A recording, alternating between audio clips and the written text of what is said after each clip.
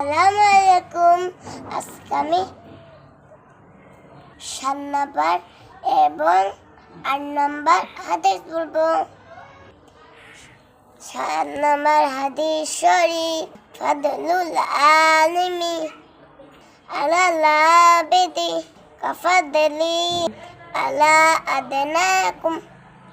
হাদিস শরীফে অর্থ, তোমাদের মধ্যে সর্বাপেক্ষা ছোট ব্যক্তি হইতে আমার মতবা যত বড়, বেইলেম আবেদের চেয়ে একজন খাঁটি আলেমের মতবা তত বড়। 8 নম্বর হাদিস শরীফ, আদ-দুআউ ইবাদা। হাদিস শরীফে অর্থ, ইবাদত। আসসালামু আলাইকুম।